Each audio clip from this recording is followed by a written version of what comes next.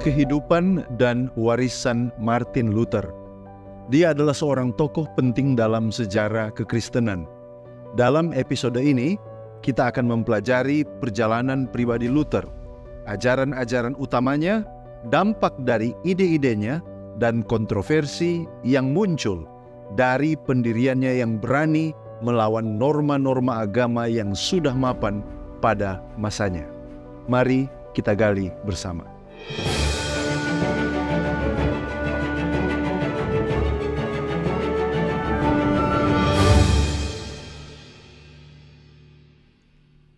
Martin Luther lahir di Eisleben, Jerman pada tahun 1483.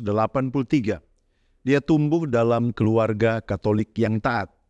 Kehidupan Luther berubah secara dramatis ketika dia mengalami badai petir yang hebat pada tahun 1505. Khawatir akan nyawanya, ia bersumpah untuk menjadi seorang biarawan jika ia selamat. Luther memenuhi sumpahnya dan memasuki biara Augustinian di Erfurt, di mana ia mendedikasikan dirinya untuk kehidupan asketisme dan mempelajari kitab suci dengan tekun. Selama menjadi biarawan, Luther bergumul dengan perasaan tidak layak dan merasa tidak pernah bisa melakukan cukup banyak hal untuk mendapatkan kemurahan Tuhan. Studi intensifnya terhadap Alkitab, khususnya kitab Roma dan Galatia, membawanya pada sebuah kesadaran yang mendalam. Kebenaran tidak diperoleh karena perbuatan baik, tetapi merupakan anugerah Allah yang diterima melalui iman, sesuai Roma 1 ayat 17.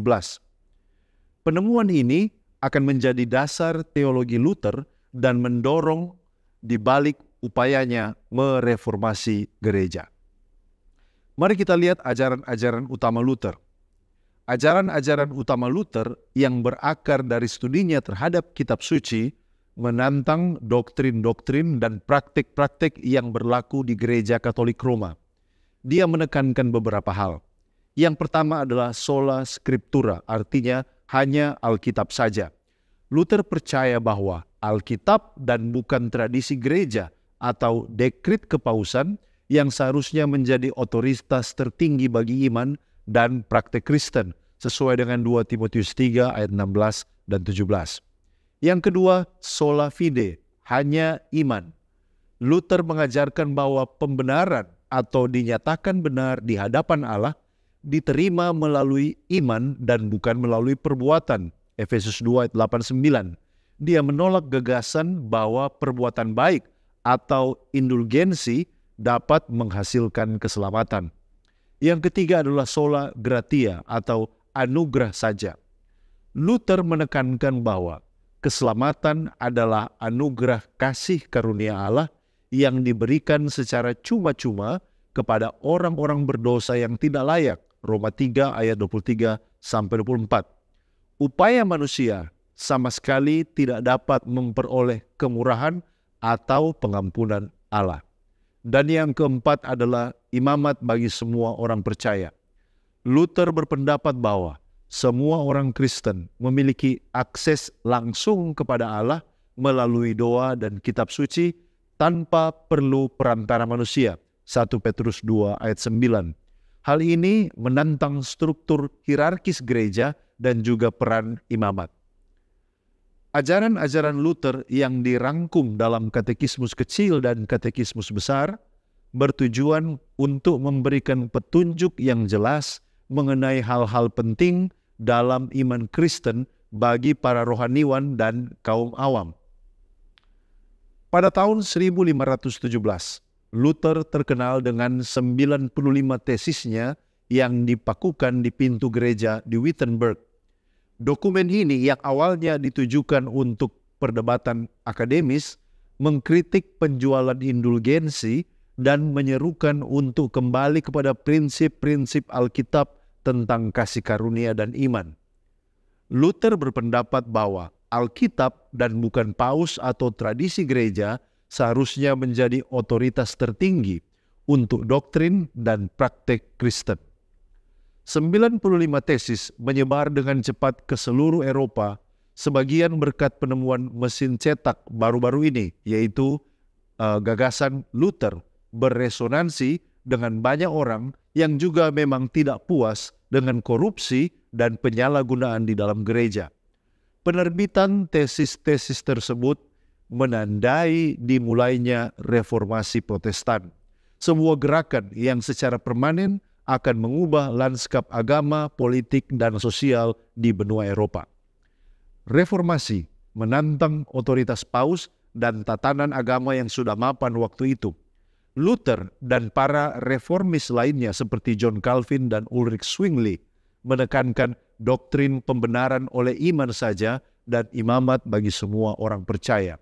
Mereka menolak gagasan bahwa gereja dan para pendetanya memegang kunci keselamatan, dan sebaliknya bersikeras bahwa semua orang percaya memiliki akses langsung kepada Allah melalui iman kepada Kristus. Reformasi menyebabkan terbentuknya gereja-gereja Protestan baru, seperti tradisi Lutheran, Reform, dan juga Anglikan. Gereja-gereja ini memisahkan diri dari gereja Katolik Roma dan membangun praktik teologis dan liturgi mereka sendiri yang berbeda berdasarkan prinsip-prinsip reformasi. Dampak dari reformasi meluas di luar bidang keagamaan. Reformasi berkontribusi pada kebangkitan nasionalisme karena banyak penguasa yang mengambil kesempatan untuk menantang kekuasaan gereja dan menegaskan otoritas mereka sendiri. Reformasi juga memiliki implikasi yang signifikan terhadap pendidikan, karena para pembaharu Protestan menekankan pentingnya melek huruf dan penerjemahan Alkitab ke dalam bahasa-bahasa. Namun, reformasi juga menyebabkan konflik agama dan perang, seperti perang di Jerman dan juga perang 30 tahun yang menghancurkan sebagian besar wilayah Eropa. Perpecahan kekristenan Barat menjadi faksi Protestan dan Katolik yang saling bersaing akan memiliki konsekuensi jangka panjang selama berabad-abad yang akan datang. Berbicara tentang warisan dan dampak. Warisan Martin Luther jauh melampaui masa hidupnya. Penerjemahan Alkitab ke dalam bahasa Jerman sehari-hari membuat Alkitab dapat diakses oleh masyarakat umum, dan ini mempromosikan literasi dan memberdayakan individu untuk terlibat dengan firman Tuhan secara langsung.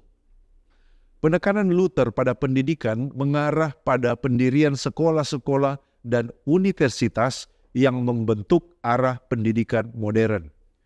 Katekismus dan juga nyanyian pujiannya seperti A Mighty Fortress is Our God terus digunakan di gereja-gereja di seluruh dunia menjadi bukti dampak abadi dari karya seorang Martin Luther.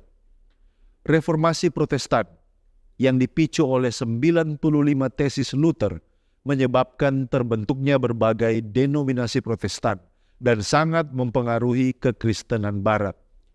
Gagasan Luther tentang keimamatan bagi semua orang percaya dan sentralitas kitab suci menjadi dasar bagi prinsip-prinsip kebebasan beragama dan hati nurani individu. Namun, warisan Luther juga mencakup aspek-aspek yang meresahkan, seperti tulisan-tulisannya yang antisemit di kemudian hari yang telah dikutuk dengan tepat. Sangatlah penting untuk mengakui dan belajar dari kekurangan-kekurangan ini sambil tetap mengakui kontribusi Luther yang signifikan terhadap pemikiran dan praktik Kristen. Ketika kita merefleksikan kehidupan dan ajaran Luther, marilah kita terinspirasi oleh komitmennya yang teguh terhadap otoritas kitab suci dan sentralitas iman dan kasih karunia.